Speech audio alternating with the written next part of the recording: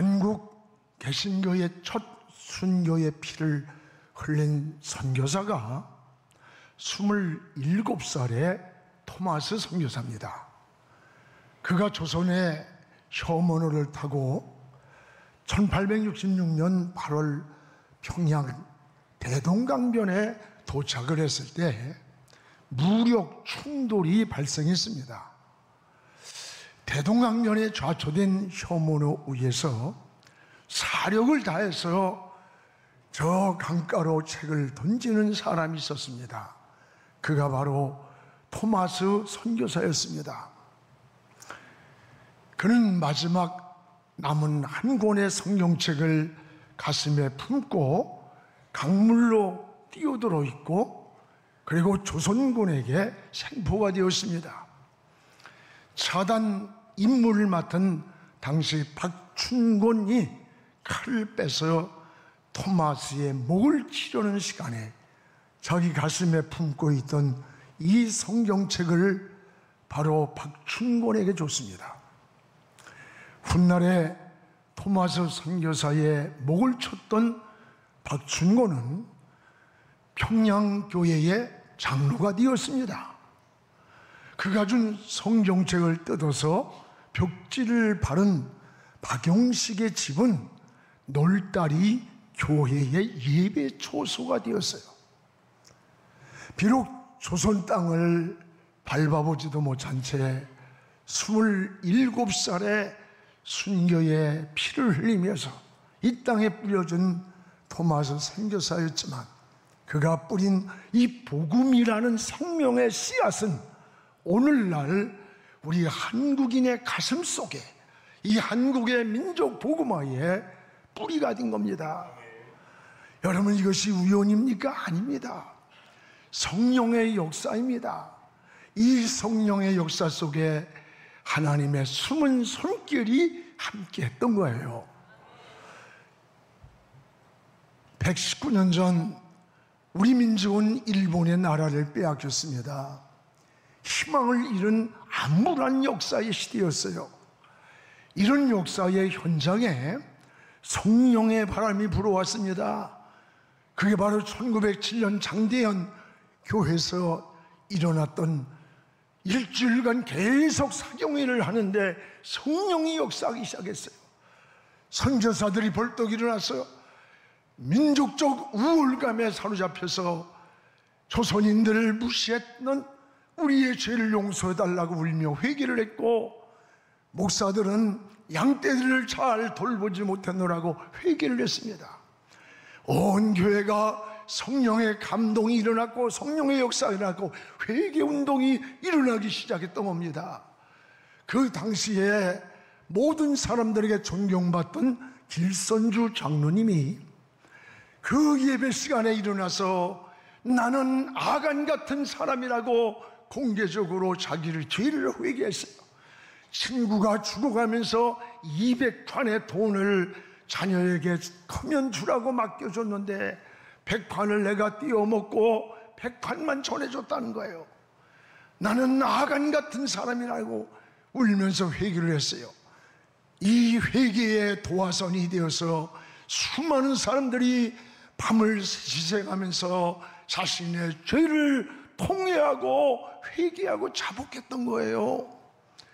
이것이 바로 1907년 여러분 처음 일어났던 장대현 교회에서의 성령운동이에요. 오늘 지금 한국교회가 사는 길은 뭐 소그룹도 좋고 말씀도 좋고 다 중요한데 정말 중요한 게 뭘까? 본질이라고 하는 거예요. 그 본질이 뭐냐? 여러분, 성령의 역사입니다. 교회의 초대교회의 탄생은 성령으로부터 시작되었다면 우리는 이 본질적 성령의 역사가 교회 안에서 일어나기를 기도해야 됩니다. 바로 오늘 말씀은 오순절날 임했던 이 성령의 역사를 말씀하고 있어요. 초대교회는 성령이 충만했습니다. 자신들의 의지가 아닙니다. 성령의 말하게 하심을 따라 성령께서 감동과 생각을 지배하시고 말하게 하심을 따라 말을 했고, 모든 중심축이 성령의 인도였습니다. 이것이 오순절날 임재했던 성령의 역사였어요. 이 초대교회는 건강한 교회의 모델이요, 균형 잡힌 교회의 모델이 바로 초대교회입니다. 여러분, 균형이라는 것은 굉장히 중요한 거예요. 균형을 잃을 때 무너지든지 추락을 하는 거예요. 건축을 할 때도 이 균형을 잡아주는 추가 있습니다. 이 다림줄이에요, 다림줄. 자동차가 네 바퀴가 균형 있게 잘 굴러가야 달려갈 수 있고, 새의 두 날개가 균형 있게 잘 움직일 때 그 고공을 나눌 수 있듯이 모든 자연의 원리는 균형에 있는 거예요, 균형. 여러분, 사람도 이 균형이 잘 잡힌 사람이 인격적인 사람이라고 말하는 거예요. 균형이 뭐예요? 지정의가 균형을 잘 이룬 사람이에요. 여러분, 신앙도 균형이 있습니다. 어떤 사람은 성경만 많이 읽고 분석을 하고, 근데 기도를 하지 않아. 이 사람들은 항상 여러분 분석만 하고 남을 정죄하는 바리새인 같은 사람이 되는 거예요. 반대로 기도는 많이 하는데 전혀 성경 말씀을 읽지도 않고 듣지도 않고, 이런 사람은 영적인 체험은 많이 오지만은 신비주의자로 전락해버리는 거예요. 신앙은 말씀으로 냉철한 지혜와 영감이 있을 뿐 아니라 우리의 가슴은 뜨거운 주의 사랑으로, 감동으로, 성령으로 충만하고, 그리고 그 지성과 영성이 겹쳐진 은혜의 깨달음이 행동으로 움직여질 때 이게 건강한 신앙이 되고 건강한 믿음이 되는 거예요. 바로 초대교회가 이렇게 건강하고 균형 잡힌 교회였다는 것을 알 수가 있습니다. 여러분, 초대교회를 보세요. 철저하면서도 독선적이지 않아요. 뜨거운 은혜가 있으면서도 광신적이지 않아요. 가족적인 은혜가 있으면서도 무례하게 행하지 않고, 질서가 있으면서도 자유로움을 가진 교회가 초대교회 아닙니까? 신선하면서 포근함이 있고 비전이 있습니다.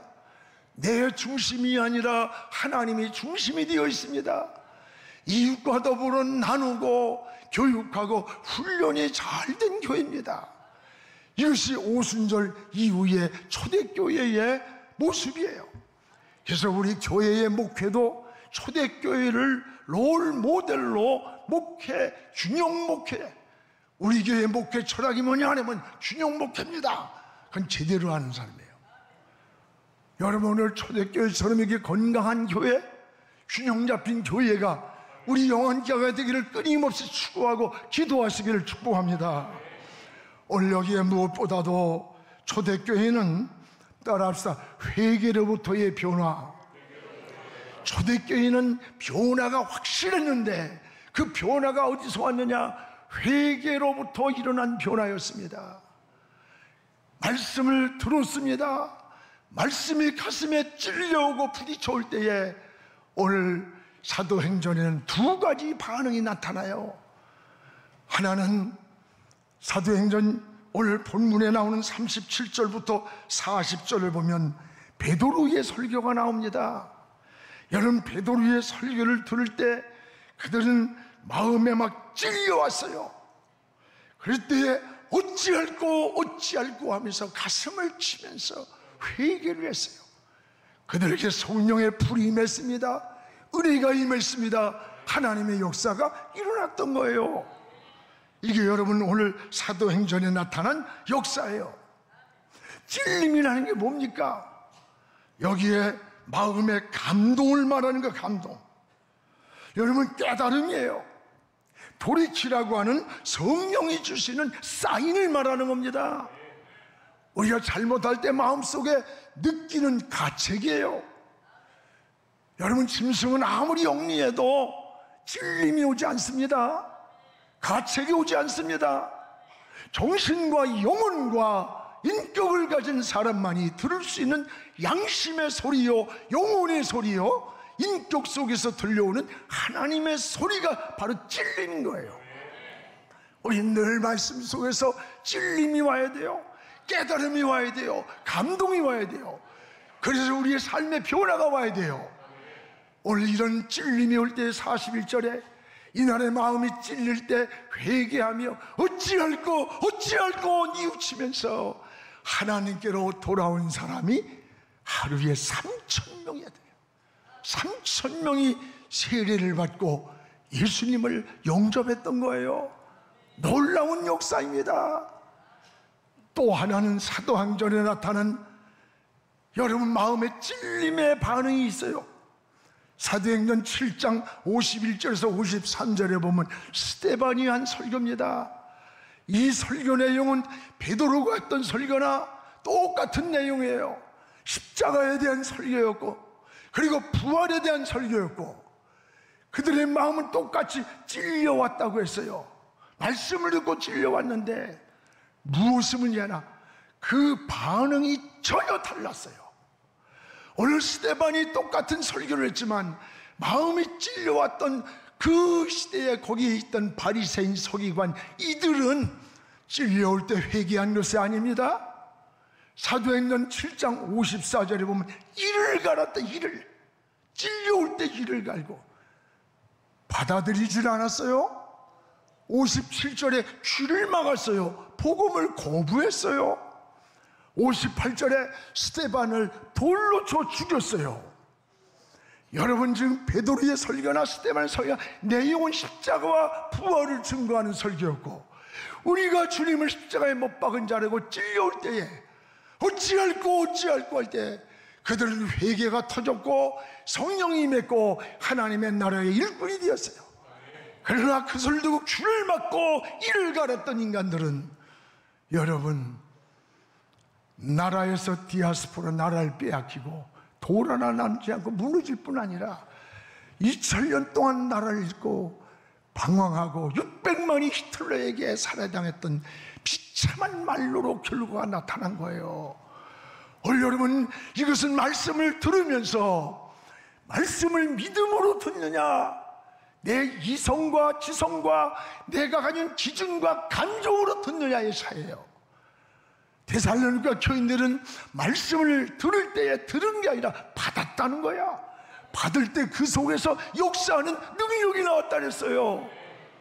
오늘 여러분, 성경을 읽으면서 기도할 때, 찬양할 때, 때로는 여러분이 말 설교를 들으면서 내 마음속에 찔려올 때에 어찌할꼬 용서해 주세요, 어찌할꼬 하나님 바로 살고 싶습니다, 나를 다시 한번 붙잡아 달라고 할 때 여러분, 우리가 회복의 은혜를 받는 거예요.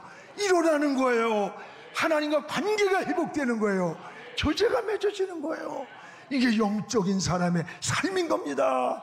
성령에 이끌린 삶인 거예요. 오늘 우리는 어떻게 반응합니까? 여러분이 살아가면서 잘못 살 때마다 찔려올 때에 주님 십자가 앞에 엎드리세요. 주님에게 용서를 구하세요. 주님을 의지하세요. 멀리 가는 것이 아니라 더 주의 품으로 다가서기를 주의 이름으로 축복합니다. 바로 이것이 신앙인의 삶이에요. 초대교회는 회개하며 찔려올 때, 돌이킬 때에 바로 성령의 역사가 일어났던 겁니다. 오늘 여러분, 그리고 은혜를 경험했어요. 교회가 부흥했어요. 말씀을 믿음으로 받았기 때문입니다. 성령운동은 반드시 따라해 회개를 통해 일어난다. 성령운동은 반드시 회개를 통해서 일어나는 거예요. 회개가 없는 은혜가 없어요. 우리 안에 있는 모든 것들을 토해내고 비워내고 새로운 것으로 담아야 되는 거예요. 그래서 스폴전은 이런 말을 했습니다. 목사의 설교는 사람의 귀를 즐겁게 하고 마음의 위로만이 아니다. 목사의 설교의 본질은 죄를 떨어뜨리는 화살이 되어야 된다는 거예요. 목사가 남의 눈치나 보고 인간적인 말을 하는 게 아니라 그 설교를 듣고 어찌할꼬 죄를 버리고 악습관을 떨어져 나가도록 새 사람이 되게 하는 게 설교의 본질이라는 거예요. 맞습니다. 오늘 여러분, 하나님 앞에 우리 삶이 찔려올 때에 주님 앞에 무릎 꿇읍시다. 십자가를 바라봅시다. 그리고 주님께로 멀어지는 자, 숨는 자가 아니라 더 가까이 십자가 앞으로 나가는 하나님의 사람들이 되기를 주님의 이름으로 축복을 합니다. 또 하나는 이 초대교회의 모습을 보면 교육과 훈련이 아주 철저했습니다. 오늘 42절을 함께 읽겠습니다. 그들이 사도의 가르침을 받아 서로 교제하고 떡을 떼며 오로지 기도하기를 힘썼다. 사도의 가르침을 받았다. 여러분, 이들이 대상이 누구예요? 오순절 성령 체험한 성도들인데 능력을 받았고 은사가 임했고 역사가 일어났는데, 아니 이들에게 뭘 또 가르칠 게 있을까? 아닙니다. 오늘 이런 제자들에게 여러분, 하나님께서 오늘 이런 사도들이 끊임없이 이들에게 가르쳤다는 거예요. 왜 가르침이 필요했을까? 신앙은요, 은혜 받았다고 하루아침에 성숙해지는 거 아니에요. 아이가 한번 잘 먹었다고 해서 대단한 어른 되는 거 아닙니다. 초대교회는 성령으로 충만했지만 늘 사도의 가르침을 통해서 공동체 의식을 배우는 거예요. 질서를 배우는 거예요. 믿음 생활하는 방법을 배우고 섬기는 방법을 배워서 성숙해져야 돼. 우리가 초등학교, 중학교, 고등학교, 대학교 다 이게 뭐예요?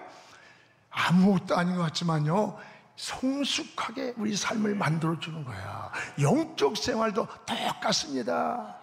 우리는 끊임없이 교육이 이루어지고 훈련을 통해서 성숙한 인격으로 다듬어져야 되는 겁니다. 이것이 하나님의 은혜입니다. 여러분, 예수님은 3대 사역을 보세요. 일생 3년 동안 하신 게 고치는 일을 하셨어요. 그 당시나 오늘이나 많은 병자들이 있었어요. 치유의 은혜를 주었어요. 또 하나는 하나님 나라를 전하는 전도입니다. 내가 거기서도 전하리라. 어디에 있든지 예수님을 전해서 저 하늘나라를 소개했습니다. 그리고 교육을 했습니다. 여러분, 하나님은 의욕만 가진 자를 쓰는 게 아니에요. 훈련된 자를 사용하는 거예요. 교육과 훈련을 게을리하면 신앙이 성숙해지질 못해요. 훈련은 단순 반복 지속, 다 알고 있는 것 같지만 그걸 반복하고 또 단순하지만 또 반복해서 우리의 신앙의 영적 체질로 바꿔줘야 되는 거예요. 예수님은 여러분, 제자들을 데리고 갈 때 베드로, 야고보, 요한을 보세요. 변화산에 갈 때 많이 데려가지 않았어. 세 제자를 데려가서 예수님의 변화되는 모습을 보여줬어요. 또 이런 마지막 십자가를 지실 때 다 데려간 게 아니야. 베드로, 야고보, 요한이에요. 겟세마네 마지막 기도하는 시간까지 그들을 데려가면서 예수님의 삶을 함께 나눴고 제자를 삼았고 그들에게 훈련을 했고 교육을 했어요. 여러분, 이게 핵심 제자였던 거야. 그 3명과 그들이고 나서 12제자들, 그리고 70인의 전도대원들, 또 120명의 이렇게 여러분 소그룹으로 하나하나 훈련되어 가서 이 세상을 변화시키는 따라의 창조적 소수, 이들이 바로 창조적 소수라는 거예요. 여러분, 우리 교회도 철저하게 소그룹으로 지금 전환하고 있잖아요. 변화는 소그룹에서 일어나는 거예요. 여러분, 아무리 좋은 음식에 가서 음식점에 가서 식사를 해도요 10번, 20번 가서 먹으면요 그 음식이 맛있다고 생각하지 않아. 그냥 그게 그거. 여러분, 처음에 오면 설교가 6개월, 1년, 2년 동안 너무 은혜가 되지만 이제 3년, 5년, 40년 같이 있던 인간들은요 은혜인지 뭔지 모르고 그냥 들어. 밥이니까 먹는 거요. 그게 인간이야 사람이지. 사람이 인간이지. 그래 안 그래요? 중요한 것은 소그룹이에요. 여러분, 설교를 우리는 100% 원고를 써요. 그리고 부교역자들에게도 다 나눠줘요. 그리고 다시 그 말씀을 나눠가지고 소그룹으로 목장에 모입니다. 기관에 모입니다. 그러면서 말씀을 관찰하고 또 말씀을 깨닫고 적용하고 삶에 적용해서 서로 나누는 거예요. 변화는 소그룹에서 오는 거야. 거기서 서로 고백하다 보니까 회개가 나오고 감사가 나오고 은혜가 나오는 거예요. 앞으로 우리 영안교회 모두는 소그룹 포함됩니다. 여러분이 교구도 10개 교구가 영안의 10개 교회예요. 10개 교회, 10개 교구가 합쳐서 영안교회라고 말하는 거예요. 지금 초대교회가 그러했습니다. 여러분, 카타콤 신앙이 몇 사람이 모여서 기도했고 성경을 나누고, 바벨론 포로 위에서 핍박이 있을 때 성전 예배가 무너졌어요. 그들은 70년간 소수들이 모여가지고 자기들이 있는 그곳에서 회당을 만들고 거기서 모여서 말씀을 나누고 민족 정신을 가르쳤던 거야. 가정에서도 여러분, 말씀을 들려주는 쉐마 교육, 말씀을 들으라, 가족 식구들에게, 서로 자녀들에게 들려줬어요. 이스라엘이 2000년 동안 흩어진 디아스포라로 살았어. 나라가 회복되었을 때 전 세계에 흩어져 살던 2000년 동안 수십 대를 내려가며 살아온 그 후대들이 모였는데 한결같이 자기 모국어인 히브리어를 다 하는 거야. 놀라운 은혜예요. 놀라운 은혜. 히브리어가 다 통하는 거예요. 왜 그랬을까? 그들은 성경을 가정에서 가르칠 때 히브리어로 된 것을 가르쳤어요. 언어를 잃어버리지 않았던 거예요. 올여름 우리나라 보세요. 저 조선족들, 또 고려인들, 이분들 100년도 안 된 역사에서 말이 안 통해. 한국말을 다 모국어를 잊어버리고 산 사람이 너무 많아. 여러분, 소련과 개방이 되었을 때 우리가 들어갔어요. 알마타. 말이 되는 사람, 한국말이 그나마, 그 사람은 대박 터져 돈 벌었어. 통역을 해주니까. 여러분, 조선족들이 말을 못하다 한국이 이제 나오니까 말을 잘하지. 100년도 안 되는 역사의 민족 혼을 잃은 거야. 나는 우리 아이들에게 절대로 영어, 미국에 사는데 그건 하지 말래도 하게 돼 있어. 한국말부터 가르쳐라. 철저하게 한국인임을 더욱 민족 혼을 심어줘라. 민족 혼. 여러분, 사람이 보편적인 중간층에 있을 때는 별거 아니야. 상류 사회로 올라가면 올라갈수록요, 그 사람의 정체성과 뿌리를 드러내게 되는 거야.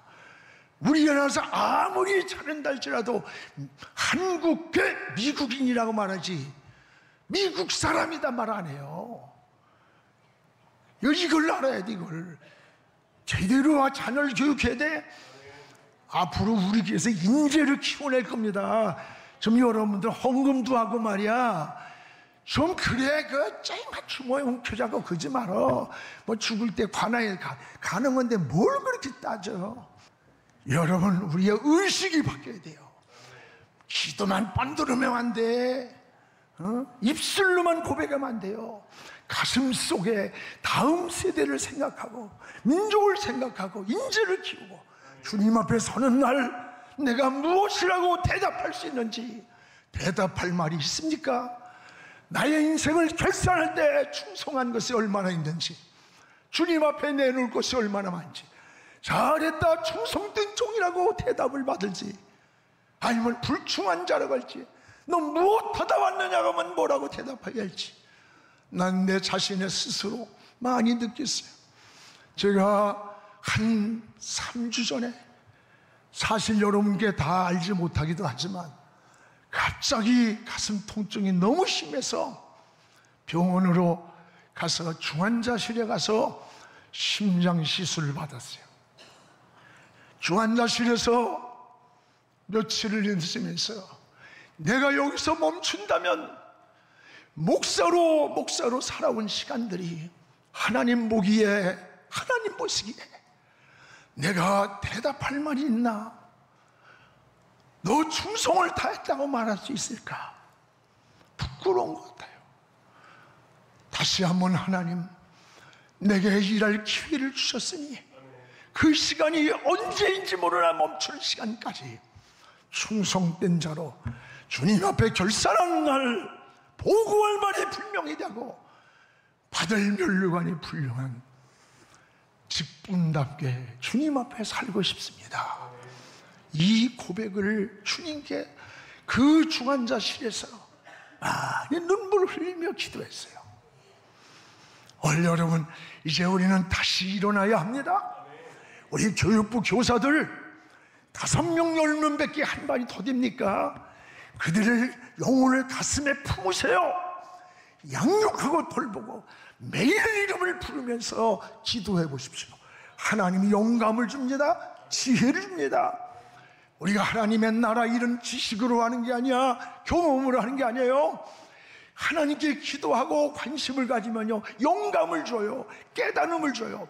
저 마음을 볼 수 있는 마음을 줘요. 딱 보면요, 시험이 들었네, 미끄러졌네, 무너졌네, 신앙이 회복됐네, 금방 나타나. 목회가 여러분 무슨 IQ 가지고 하는 줄 알아? 경험 가져? 아니에요. 하나님의 탁탁탁탁 영감을 줘요. 여러분이 영혼을 가슴에 품어보세요. 은혜를 주는 거야. 목장에서도 마찬가지야. 목장에 맡겨주신 목원들을, 한 사람 한 사람의 영혼들을 품으세요. 이름을 하나하나 불러보세요. 우리 어느 목자가 얘기를 해요. 그 목자 공부를 우리 수요일날 공부하고 가서는 다시 그걸 다 설교하듯이 그냥 거기다 답만 써서 가서 같이 교육해도 훈련을 들어도 될 텐데 다 설교하듯이, 그리고 목장에 100%가 참석했다, 올리켰다. 그리고 눈물을 글썽이며 고백하는 걸 보고 저게 참 목자의 모습이구나. 나도 저런 목사가 돼야지. 내가 그 사람을 보고, 그 목자를 보고 내가 회개한다니까. 여러분, 하나님은 다수가 아니에요. 창조적 소수를 사용하시는 거예요. 우리 교회도 초대교회처럼 교육하고 훈련하고 이런 일에 게으르지 말고 건강하고 균형 잡힌 교회가 되기를 축복합니다. 할렐루야. 또 하나 초대교회의 특징은요, 서로 나눔 공동체였습니다. 나눔 공동체. 나눔을 실천하는 초대교회의 모습을 보게 돼요. 44절에 보면 물건을 서로 통용했다 그랬어요. 45절에 필요를 따라 서로 나누었습니다. 46절에 마음을 같이하여 성전에 모이기를 힘썼다 그랬습니다. 그 결과가 어떻게 나타났어요? 47절에 주께서 구원받은 사람의 수를 날마다 더하게 하셨다. 구원받은 사람을 날마다 더하게 하나님의 은혜를 줬어요. 이것이 건강한 교회, 균형 잡힌 초대교회의 모습인 거예요. 여러분, 전도는 하기도 하지만 되어지는 거예요. 주께서 구원받은 사람을 막 붙여줬던 거예요. 날마다 교회가 부흥됐습니다. 좋은 소식이 났습니다. 사랑하는 성도 여러분, 초대교회는 성령으로 세워진 교회를 말합니다. 균형이 잘 잡힌 성숙한 신앙의 모델이에요. 신앙의 변화가 생활 속에서 균형 있게 나타났던 겁니다. 나보다 다른 사람을 배려하는 공동체 의식이 있었고, 질서가 있었고, 양보가 있었고, 신앙의 균형이 잡힐 때 영혼이 건강해져요. 사회가 건강해지는 거예요. 구원받은 수가 날마다 더하게 되는 거예요. 우리 교회가 바로 그런 교회가 되기를 주의 이름으로 축복합니다.